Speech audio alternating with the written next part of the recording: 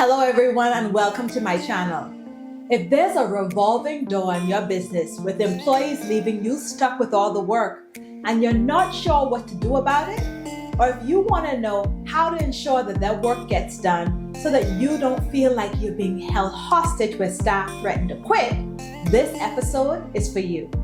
Today, I'm sharing my tips for how to create a succession plan so that your business doesn't come to a screeching halt when employees up and quit. Hello, everyone, and welcome to the best place for entrepreneurs and corporate professionals who want management tips to lead your team towards business success. My name is Jaboria Scott, and I'm a leadership coach and management consultant. Today's episode is a part of my series about how to create a succession plan as a key to business success. No manager wants to feel like they're being held hostage to employee demands because the employee is responsible for a mission-critical role that you do and you can't do without in your business. When it comes to the topic of succession planning and how to ensure that you can sustain your business operations after your employee leaves your company, it can be difficult to know where to start. The good news is that you can definitely use succession planning as a key to your business success so that you can continue your operation successfully. Succession planning, also known as replacement planning, is a method of ensuring that you have a talent pool of people eligible and ready to step into key roles when they're vacated. Now, succession planning can take on a few different forms. One, succession planning can be a way to identify and develop potential leaders to fill key leadership roles in your company. Two, succession planning can also help you make use of professional development strategies for high potential employees to fill mission critical roles. And three, it may also look like creating an action plan or procedure so that the core functions that were previously performed by a former employee can continue to be performed.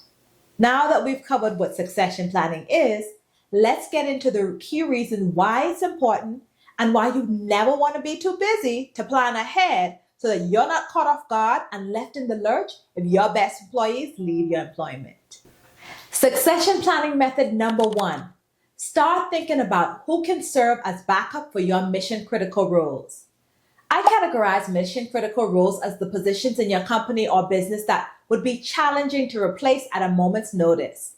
Your mission critical roles, basically your subject matter expert jobs with specific job skill knowledge, it's vital to your business operations, so you can't do without it. These are the jobs that would interrupt operations and slow things down if there's no one in place to perform those tasks immediately. An example of this would be police officers who pledge to protect and serve, who help us in emergency situations. Another example of a mission critical role is your first responder who shows up in ambulances and provides emergency on-site medical care.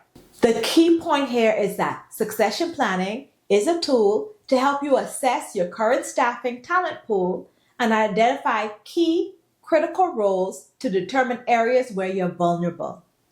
And if you start by reviewing your mission critical areas, you can plan ahead and ensure that you have the coverage that you need. Succession planning method number two is to create a playbook to document your procedures. In the Business Playbook by Chris Ronzio, the author discusses creating a documentation action plan as a main part of your succession planning process. Ronzio states that your playbook should be instructive and your playbook should also be fluid. Documenting your process and making them instructive ensures that employees know what to do and what's expected of them when performing the core task or job function.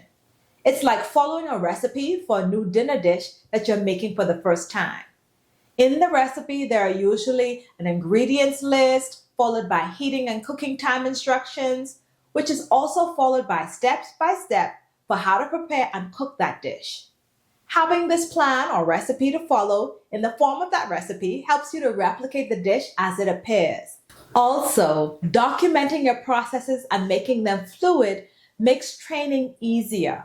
It allows employees to make modifications as they use the procedures to enhance them as you go. Succession planning method number three, get buy-in to stop the panic. It's important to communicate your plan to your team so that they don't think that you're involved in a conspiracy to replace your entire team. In the business playbook, the author takes it a step further and suggests that you can ask your team for help in writing things down to help with the documentation process. If your employees understand that you're documenting their work processes as a part of your succession planning exercise, as a support tool for everyone, you can reduce the panic at the start without allowing people to come to their own conclusions. You don't want them to believe that you're downsizing or trying to get rid of them if you're not. So instead, explain what you're trying to accomplish up front and let your team know how it benefits them. For example, having a documented plan in place gives freedom to everyone to take time off knowing that the work will get done without it piling up and waiting on them to return. Also, succession planning prevents the team from scrambling to get tasks done when someone takes extended leave because there are now clear instructions that they can follow. People need to understand why they're doing something, most times, to reduce the fear. Another great succession planning suggestion from the business playbook is to simply involve your team. This is method number 4.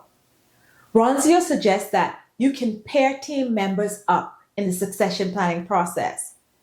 The author states that it's difficult for experienced staff to put themselves in a beginner's mind when creating the steps to document a process. So pairing someone who's unfamiliar with the task with an experienced team member may remove blind spots because the new person can ask questions about various steps in the process.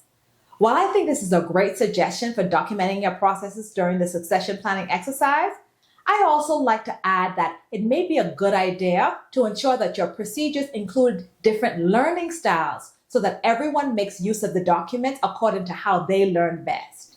Succession planning method number 5, evaluate your succession plan. You can do this by 1, creating metrics for evaluating your plan. Consider things like the time it takes to fill vacated job roles. How many prepared staff do you have in the talent pool ready to assume the vacated positions? And track progress as you collect data. You can do this by comparing where you were when you began and contrasting it with the changes that occurred as you make progress. And then number 3, gather feedback to ensure that the plan meets your needs and goals. Be sure to get input from everyone involved in creating the plan, and also input from the people who will test your playbook to ensure that it's useful for the work that you do. If this episode helped you, don't forget to comment and let me know below and share it with a colleague or a friend. And if you want to know how to figure out what your personal leadership style is, click the link in the description box and take our free What's Your Leadership Style quiz and discover how you can leverage your talent to lead people towards achieving workplace success. When you take our free quiz, based on your results, we'll send you a unique action plan with tips from top leaders so that you can show up and show out as a leading authority in business. And if you're interested in more content just like this, be sure to like, subscribe, and click the post notification because in my next episode, I'll share why creating a succession plan is crucial to your business success. As always, have a great week, be kind to yourself, and thanks again for watching. Goodbye.